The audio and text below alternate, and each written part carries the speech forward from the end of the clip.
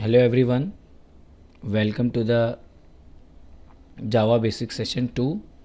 In this session, the topics to be covered are: first, Java variables with example; second, Java data types with example; third, Java typecasting with example. These are the three topics that we will be discussed in this video.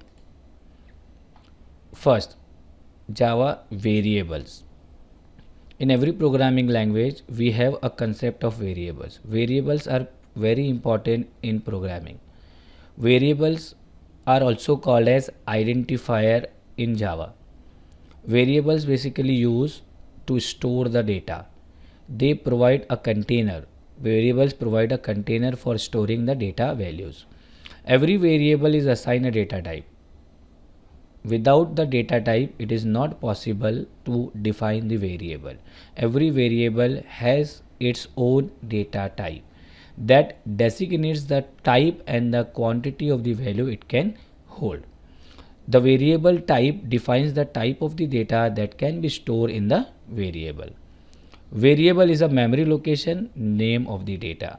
The value stored in the variable can be changed during the program execution. If you want to change the value of the variable, it is possible. But suppose there are some variables, they are not able to change their values. That variables are called as final variable. If the variable is a final variable, that means it is not possible to modify the value of the variable during the program execution. A variable is only a name given to the memory location.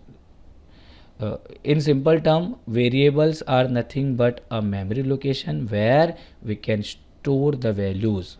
In Java, all variable must be declared before it can use. See, this is the basic syntax to create a variable. We have a memory, RAM.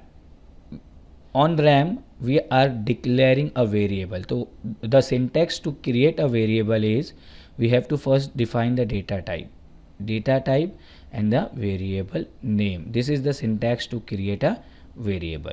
Every variable has its own data type. There are different types of data type. So now we are first taking a data type as an integer. This is an integer. That means it is a data type.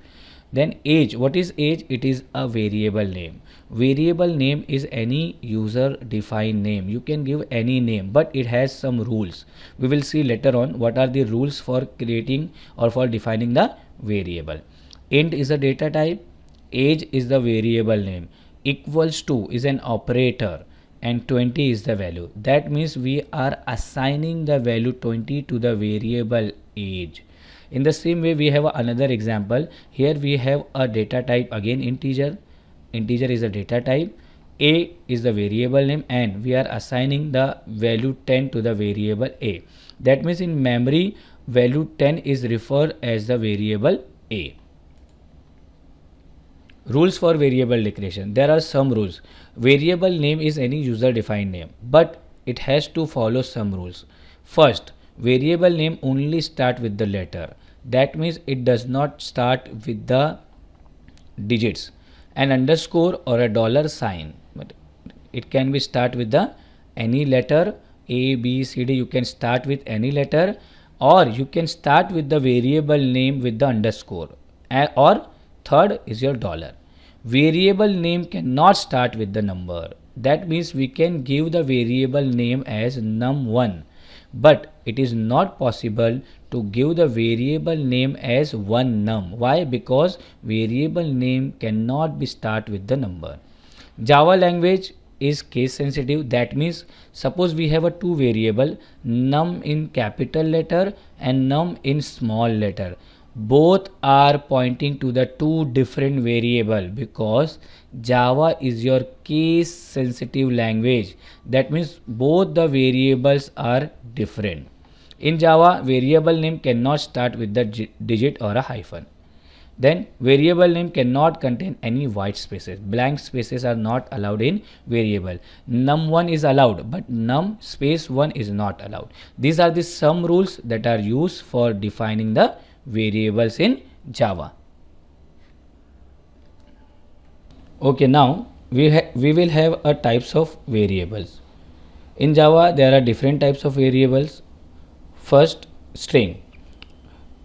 Variables are the name assigned to the memory location. Suppose that name proceed with the data type string, then that variable is called as string variable. String variables stores the characters which are enclosed in double quotes. In the same way, if the variable declaration includes a data type integer, that variable is called as integer data variable that stores only whole numbers without the decimal point. In the same way, float, we have a float, characters, boolean.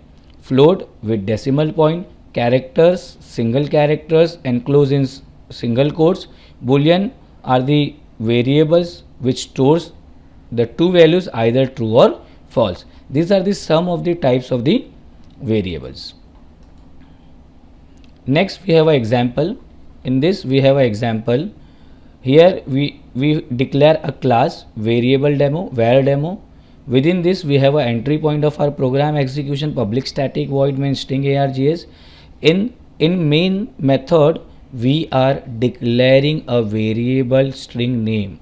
Since the variable is of type string, therefore the value that is assigned to the name must enclose in double quotes. So I am assigning the value as Shahid. Now to print the name value of the variable, we have to use system.out.println. Within bracket we will type name. That means the value assigned to the variable name is print on the console. In the same way, we can declare a variable integer which is your 15, and we will print the variable num using system.out.println. After printing this, we will get the output as 15 on console.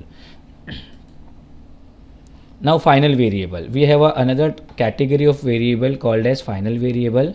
Final variables are the variables which cannot be changed during the execution of the program. That means we are not able to override the existing values of the final variable. Final variables are also called as constant variable. They are unchangeable variable, read only variable. That means we are not able to modify the value of the final variable. The syntax or the examples to create a final variable is final, float. Final is a keyword which is used to declare a constant variable. Float is a data type. Pi, we all know the value of the pi is fixed. Pi equals to 3.14. More examples on the variables. We have an integer variable num equals to 5. We can assign, there are different variables categories. So these are the ways we can assign the values to the variable. Suppose we have an integer, so we will give 5. Then float 5.99 ff indicates it is a float value. We have a characters, so characters are enclosed in single quotes. Boolean either true or false. String hello, double quotes. Within double quotes you will write string variable. Now to print all this variable, whether it is integer, float, character, boolean and string, we have to use println method of the system class. System class we have to use a system class print method. So this is a example, same name equals to Shahid and system.out.println hello name. That means it will print the output as hello Shahid. Declare many variables. It is also possible to declare many variable within the same line. Like this, we have a variable x, y and z. We are declaring the variable within the same line using a single data type. All the variables, right, declaration are separated by using a comma. We have a x equals to 5, comma, y equals to 6, comma, z equals to 5. That means here we are declaring a 3 integer variable x, y and z and assigning the value to the x5, y6 and z15. Now we are printing the addition of these 3 variable x, y, z. Why? Because the data type is an integer. Therefore, this line x plus y plus z will add all these variable values and it will display the output as 5 plus 6 plus 50. Now, second part of the video is your data types in Java. We all know about data types. Data types basically used to specify the which type of data is stored in the variable. We have a variable. Now, which type of data is stored in the variable is defined by its data type. Data type defines the type of the data stored by the variable in the memory. There are two types of data types in Java: primitive data types, non-primitive data type. Primitive data types are built-in data type, system defined data type like boolean, character, byte. These all are the primitive data types. Non-primitive data types are the user-defined data types, class, interface, arrays, structures. These are the non-primitive data types. Now, Java primitive data types: boolean, byte, char, short, int, long, float, double. Boolean only allows two values, true or false. In boolean data type, we only able to store either true or false. Byte data type for binary numbers. Characters, only single characters enclosed in single quotes. Short data type, we have an integer without numbers without decimal point. Long, numbers without decimal point, but it has a 8 bytes of memory location storage. Float data type, numbers with decimal point, right? 4 bytes location. Then we have a double data type. Double provides the more accuracy than float, 8 byte. So this is the tree structure of the all the data types. We have a data types. In this we have a two types of data type: primitive data types and non-primitive data type. Within non-primitive data type we have a class, interface, arrays, strings. These all are the non-primitive or user defined data types. Primitive data types, we have an integer. Within integer, byte, short, int, long. Floating, float, double. Character, we have a character. Boolean, we have a boolean, true or false. So these are the tree diagram that represents the different data types available in Java. Now, the last part of the video is your typecasting in Java. Typecasting is one of the very important or very interesting concept in Java.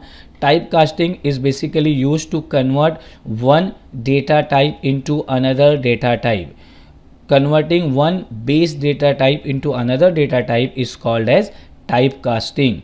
Typecasting, there are two types of typecasting: widening typecasting and narrowing typecasting. Now, widening typecasting, converting a lower data type into a higher one is called as widening typecasting. That means we have a lower data type.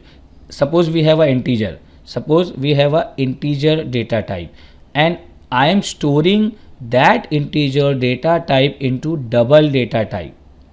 It is possible.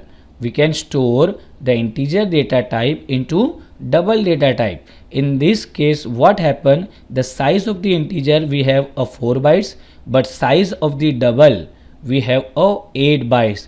That means we are widening the data type from 4 bytes to 8 bytes. The widening is basically a higher one. Lower to higher one is called as widening. It is also known as implicit conversion or casting down. It is done automatically.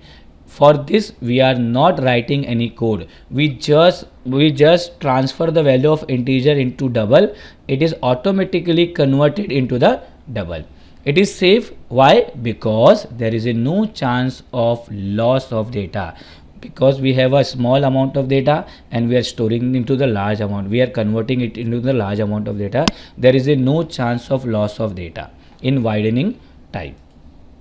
Now, narrowing typecasting, converting a higher data, we have a higher size data and we are converting it into a lower one is called as narrowing type. That means suppose I want to convert the data from double to integer, the opposite of the previous one.